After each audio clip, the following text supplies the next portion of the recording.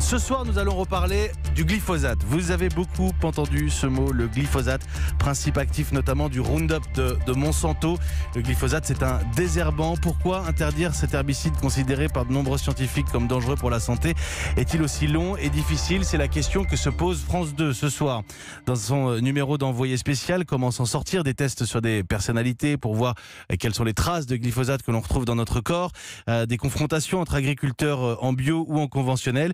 Et puis, on s'intéresse particulièrement à l'entreprise Monsanto, Bayer Monsanto aujourd'hui, qui commercialise le fameux Roundup et autres produits à base de glyphosate. Dans ce sujet, une interview qui va certainement vous interpeller, c'est celle de Dwayne Johnson, le jardinier qui a fait condamner Monsanto l'été dernier, condamné à lui verser 289 millions de dollars. C'est une première historique. Ce soir, nous en parlons avec le journaliste qui a interviewé, qui a réalisé ce sujet pour Envoyé spécial, Tristan Walex, qui est en direct avec nous. Bonsoir.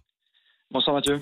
Merci d'être en direct avec nous sur Europe 1. Vous avez pu répondre, poser des questions à ce jardinier. D'abord, il s'est fait assez discret après le procès. Il évite les médias.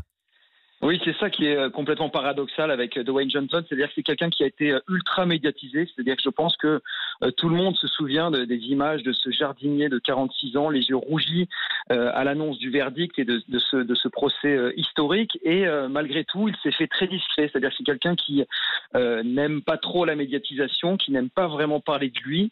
Et c'est vrai qu'il a accordé très peu d'interviews. Il avait fait une fois, au sortir de son procès, il avait fait ce qu'on appelle un pool, une interview de quelques minutes diffusée ensuite à toutes les autres télévisions. Depuis, il était resté muet. Et c'est vrai que nous avons pu, là, il y a quelques semaines, le rencontrer longuement. On a suivi toute une journée avec lui et il s'est livré sur tous les aspects de son combat. Son combat, précisément, parce qu'en 2014, on lui diagnostique un lymphome non-hodgkinien, un cancer incurable du système lymphatique. Il souffre aujourd'hui de lésions sur la peau. Ça, ce sont les symptômes visibles que nous verrons évidemment dans Envoyé spécial ce soir. Mais l'homme dont nous parlons, c'est un homme condamné, Tristan Walex.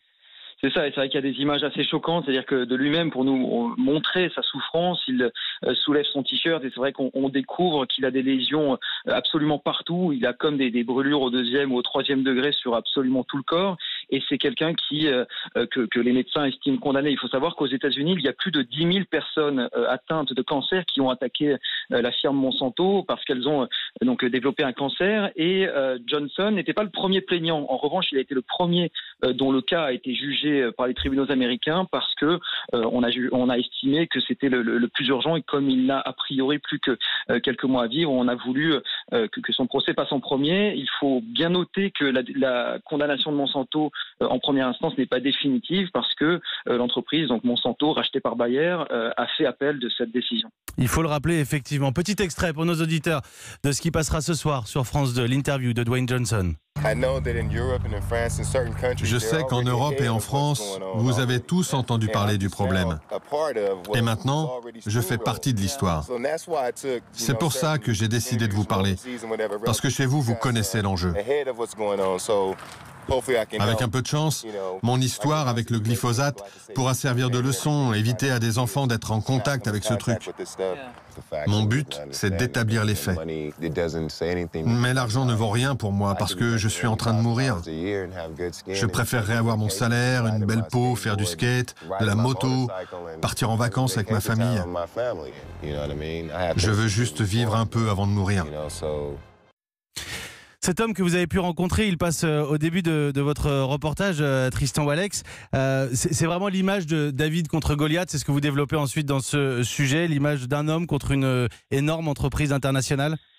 C'est ça, et vraiment, lui, ce qu'il a décidé à parler exceptionnellement ce soir, c'est justement parce qu'il ne veut pas tant parler de son cas personnel. Il n'a pas voulu, par exemple, que nous filmions son appartement, ce genre de choses. Lui, vraiment, ce qu'il veut montrer, et s'il a décidé de témoigner cette fois-ci, c'est parce qu'il veut absolument montrer comment Monsanto, depuis plusieurs décennies maintenant, était au courant que leur produit, le produit que la firme commercialisait était dangereux. Et voilà, on a, à l'occasion de son procès, il y a des dizaines de milliers de documents qui ont été déclassifiés. C'est ce qu'on appelle les Monsanto Papers, et qui sont incroyables et vraiment hallucinants. C'est-à-dire qu'on découvre à l'intérieur qu'il y a des études qui ont été présentées comme indépendantes, qui en réalité étaient à moitié rédigées par Monsanto. Enfin, vraiment de l'orientation d'opinion assez dingue.